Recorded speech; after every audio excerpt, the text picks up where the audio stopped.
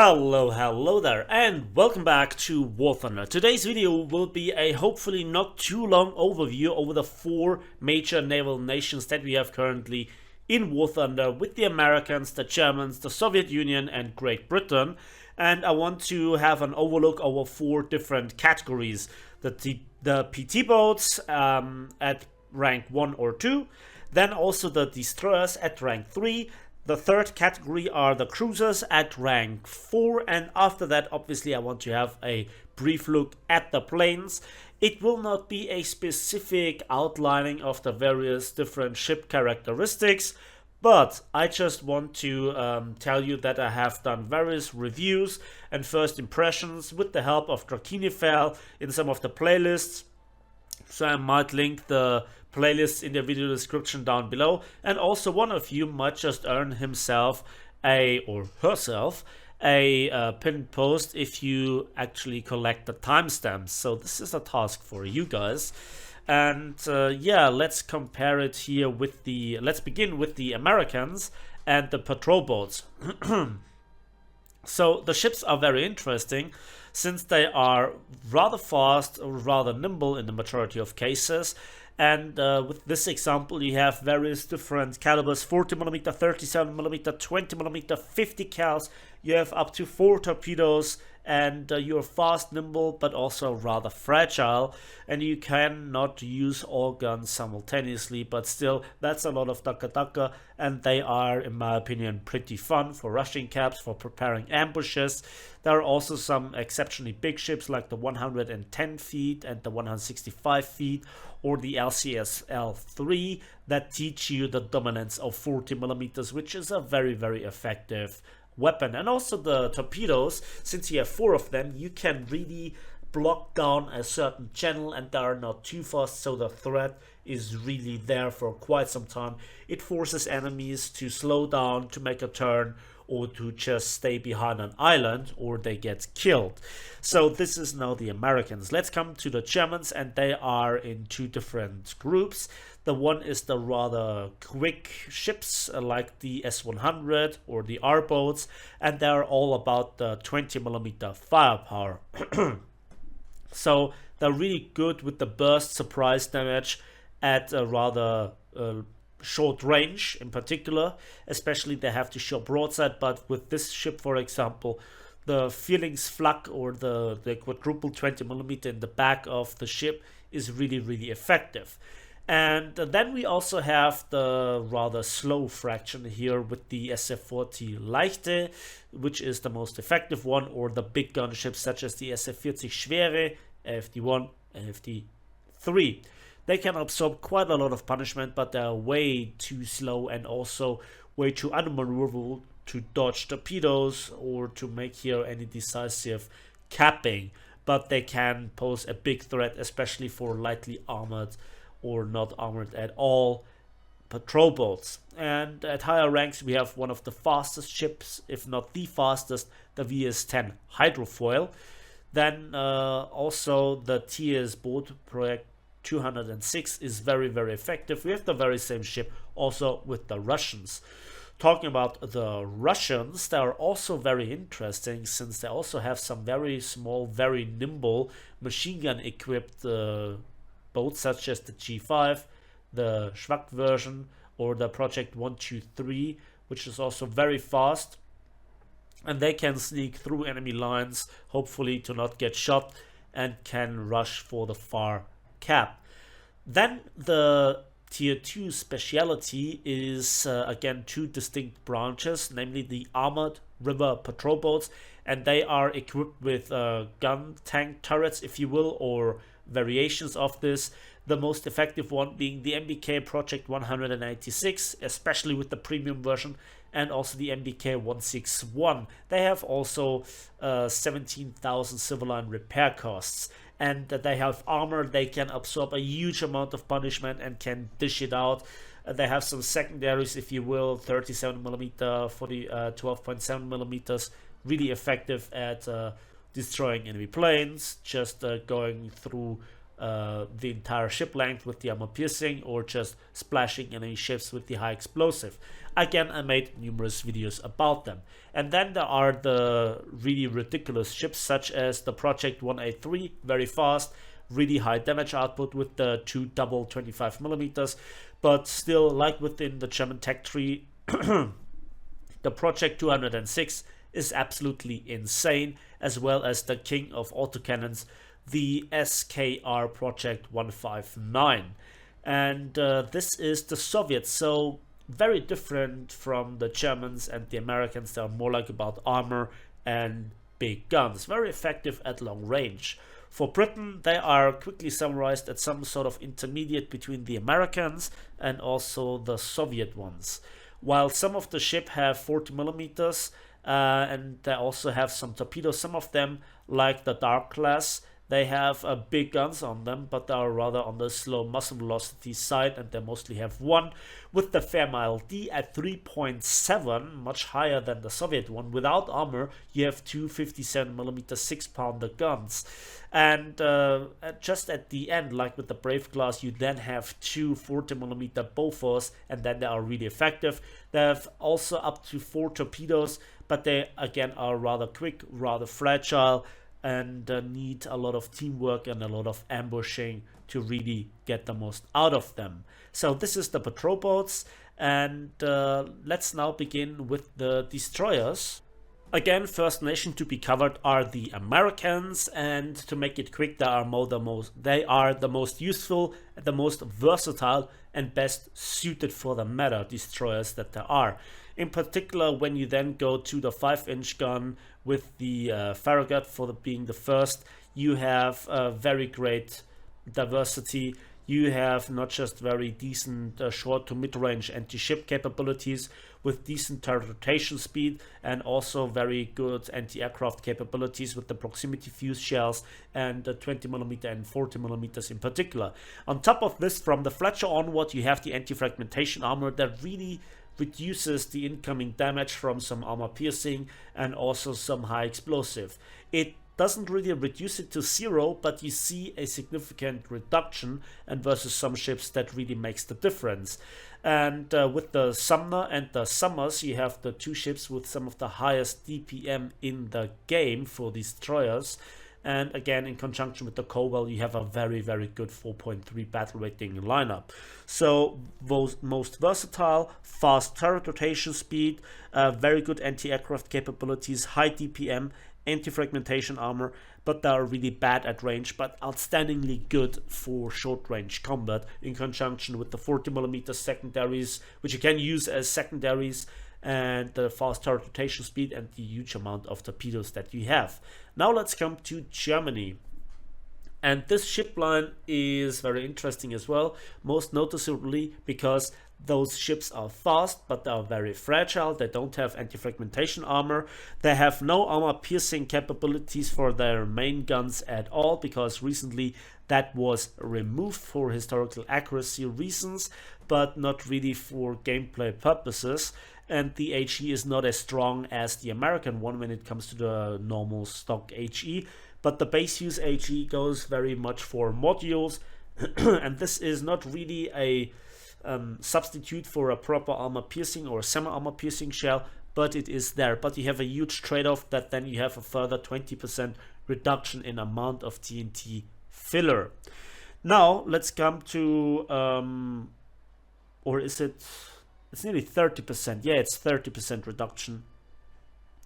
Then you have the highest DPM for guns when it comes to 5-inch guns, or 5-inch-ish guns, if you will.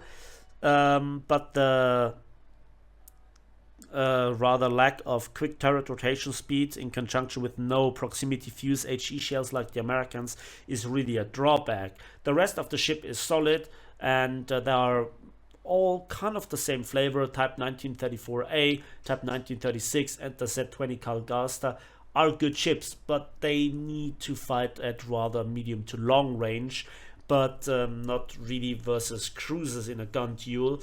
And at short range, they just can't deal with American cruisers properly.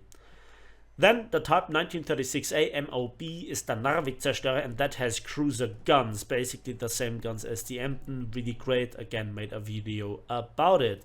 Let's now come to the Soviets, and at rank 3, well, they have the best 3.7 destroyer, the Frunze. The guns might not look like much, but they are highly effective.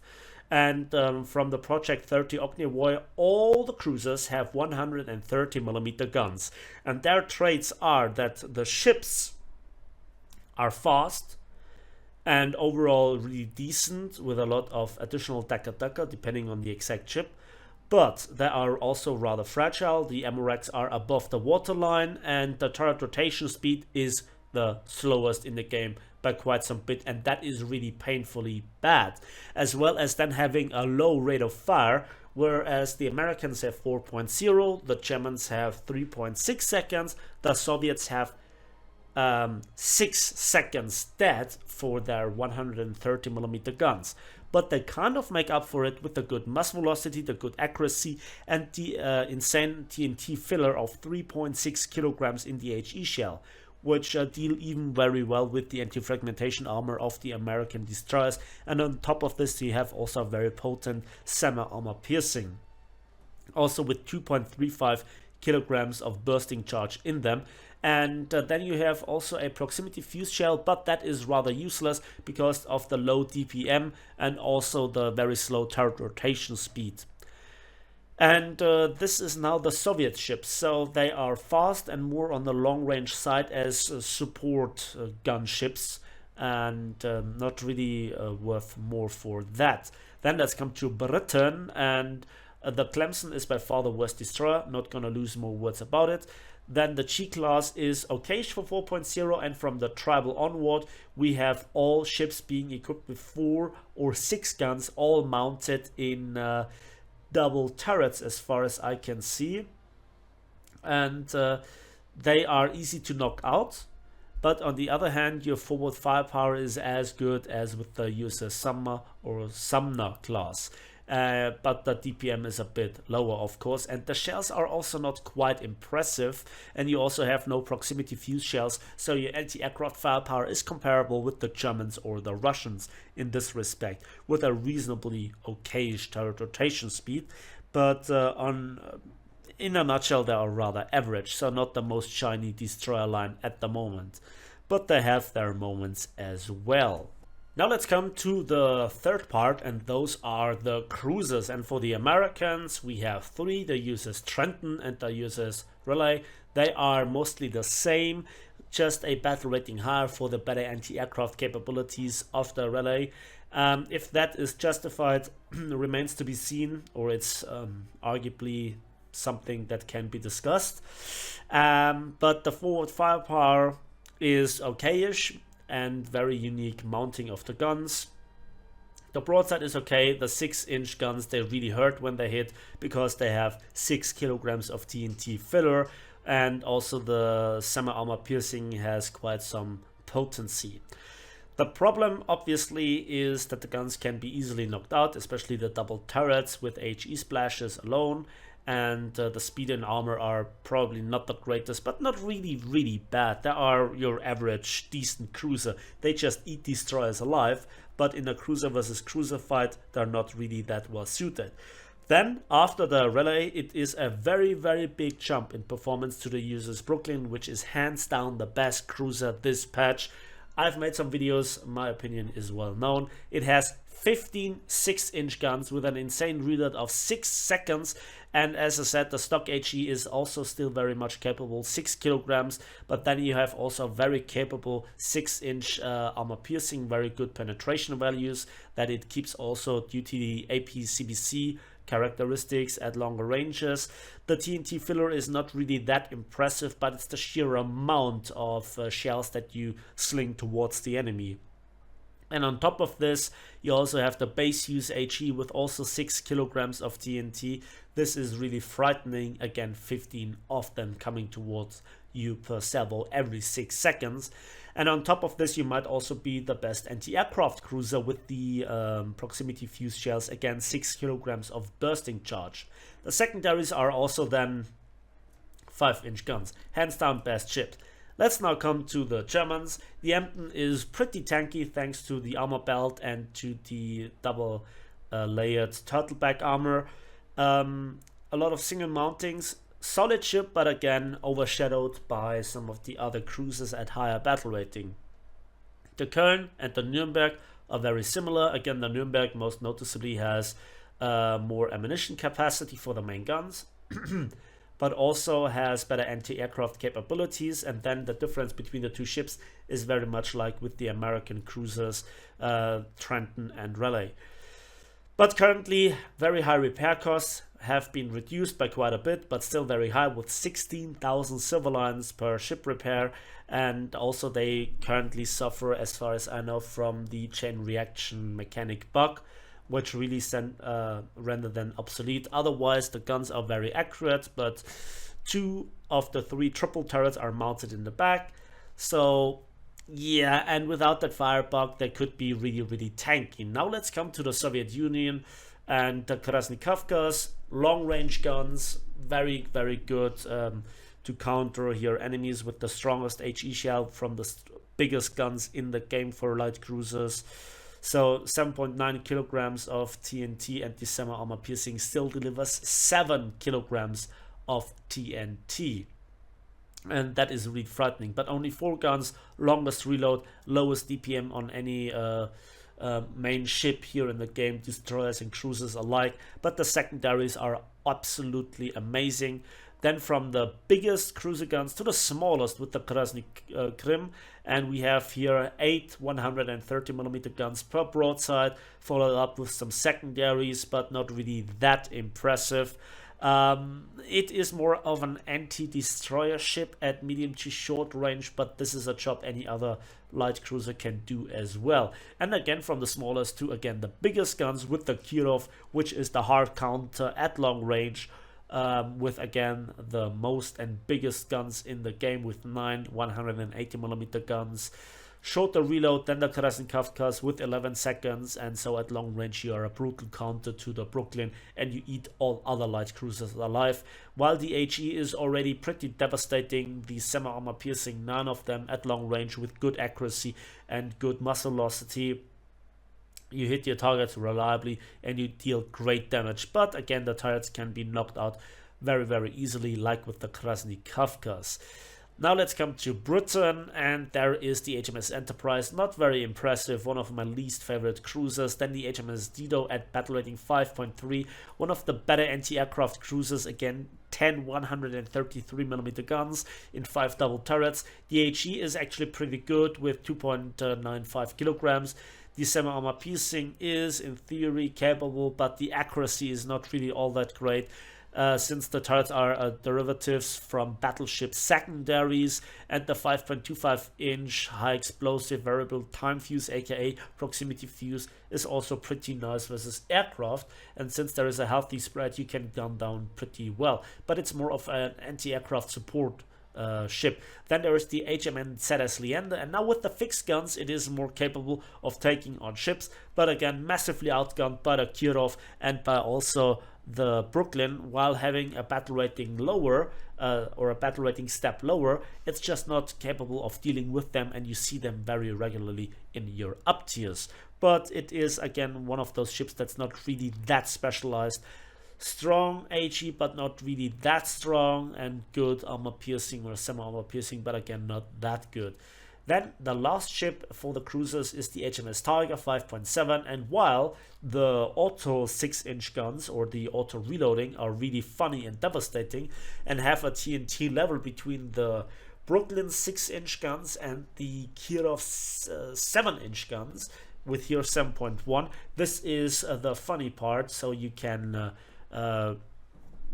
cause some leaks in the hulls of enemy ships, but the armor piercing is not really that great. It is your average 6-inch armor piercing, and the secondaries, they are all hilarious. So I made a lot of videos about some of the ships. You might want to look it up. Again, link in the video description down below. And now let's talk about the other factor, which are aircraft.